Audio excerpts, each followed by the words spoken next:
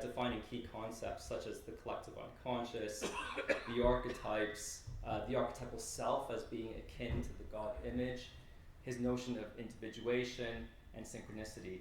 But in the interest of time, let's just focus on individuation as a concept because it is quite crucial. What did Jung mean by individuation? Anyone know? Separating from the collective.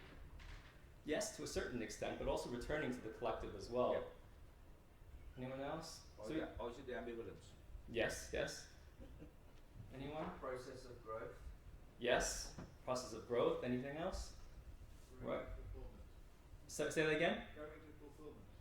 Okay, right. So basically, Jung was saying that it's the process of becoming who we're born to be, right? That the best version of ourselves, it's actually within us already. And our goal in life is actually to realize that potential within. And really, there comes a crucial point where we're called to this journey, right? The sensification that we should be following this path. However, sometimes we don't want to follow that path because it's too difficult, at least on the surface. And basically, when we deny this call, right, we deny this call to fulfill who we truly are, Jung said, well, shame on you, right? Because not only have you robbed yourself of your own true potential, you've also robbed your contribution to the world, the biggest contribution that you can make to the world.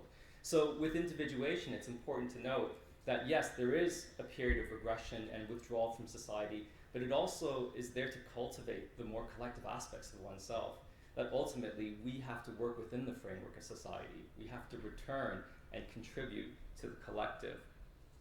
And this is not an easy task, right? There are going to be periods of alienation, which are potentially very painful. There's going to be suffering. Individuation is certainly not for the faint of heart. And basically the link here is that as an example, right, as an amplificatory point, Jung says the life of Christ is the quintessential example of the individuation process, right? We'll get back to that a little later on. He also said that in the second half of life, all the people who were coming to him for therapy, there was not one person, right, not one therapeutic instance when the concern was not something religious in nature, i.e. reconnecting the individual to the divine.